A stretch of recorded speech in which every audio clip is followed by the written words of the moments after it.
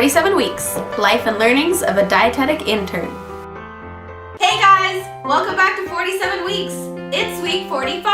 I completed my first of 2 weeks doing outpatient hemodialysis. It was one of my favorite clinical rotations, so I'm really happy to be there. You see a lot of the same patients, so I'm happy that some of them remembered me from when I saw them before.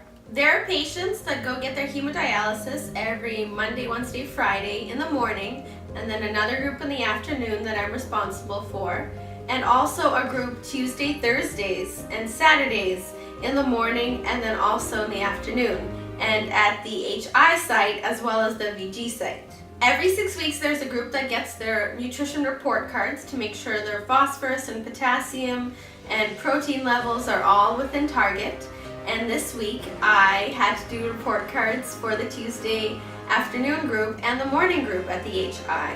So on Monday I just kind of reviewed the patients, kind of familiarized myself with what's been happening, and then I went to see the patients on Tuesday, Thursday.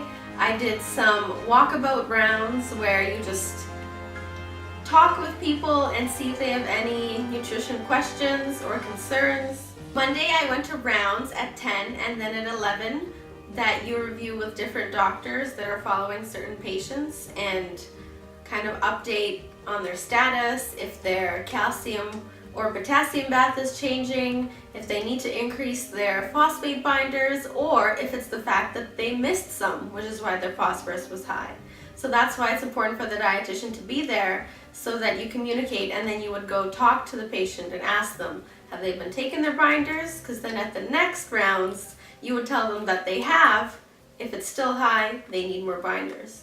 Stuff like that. Tuesday morning, I went to ground rounds, and there was 2 different residents that presented. I stayed for the first one, which talked about the history of hemodialysis, which was really cool. Tuesday afternoon, Christine, Jen, and I also had a meeting with the managers to review our room service project and kind of summarize our report for them and give them our opinions on what we need and what we can do.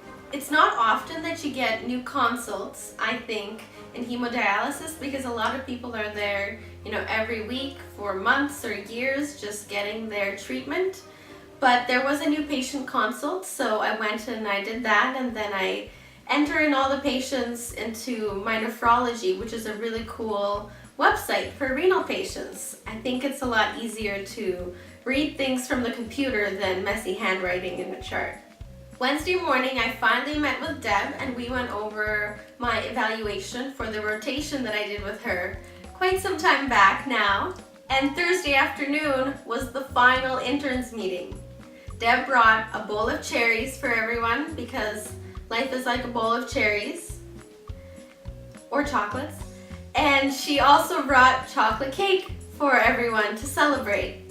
We talked about some things that can be improved for interns next year, and a lot of the time was spent planning our graduation.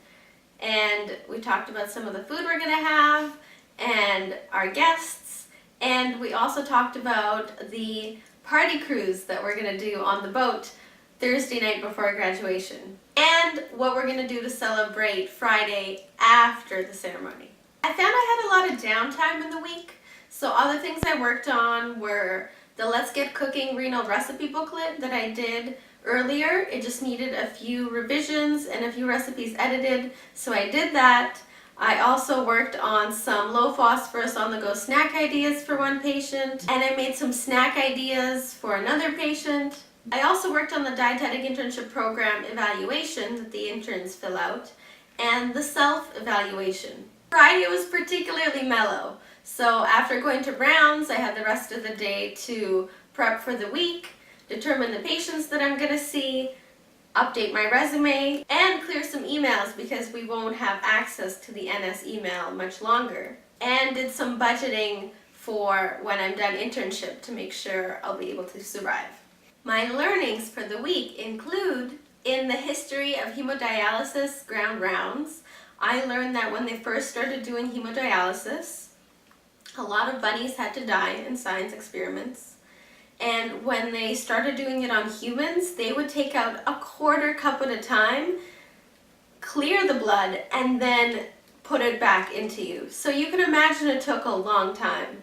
And once they got continuous hemodialysis going, treatments used to take 17 to 23 hours, which is really different than the 2 to around 4 hours it takes now.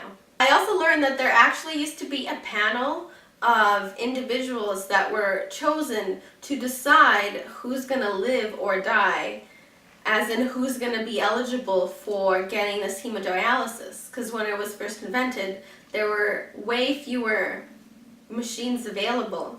So there was a lot of controversy with that panel, and eventually they developed a whole system. And before, they used to eliminate individuals younger than 15 and those that were really old, because they didn't used to think that they could handle the stress of hemodialysis, which is false.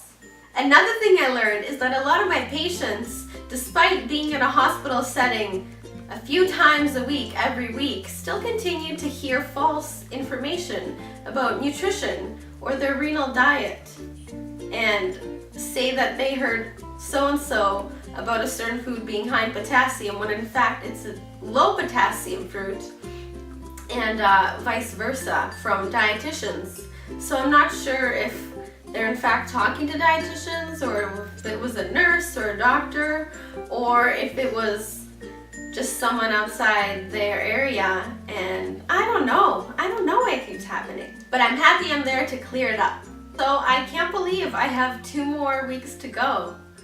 It's crazy, and they're both going to be short weeks because it's a long weekend, and then the week after that is graduation on Friday, and we don't have internship.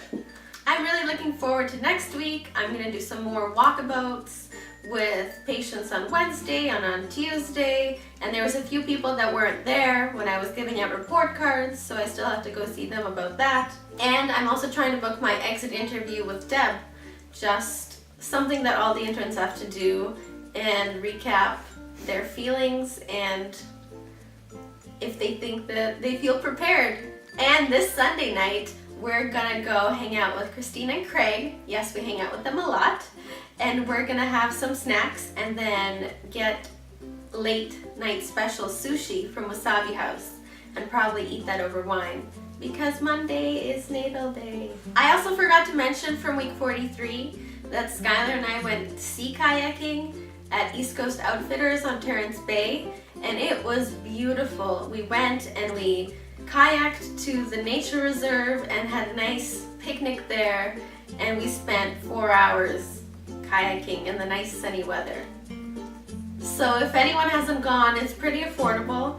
I highly recommend. And you can even buy your own kayak or canoe and keep it there for free, as long as you're okay with somebody using it once in a while. So I thought that was pretty cool. That's all I have for you this week. Thanks for watching. Remember, sustain your body, sustain your life. Pokemon Catch and Break.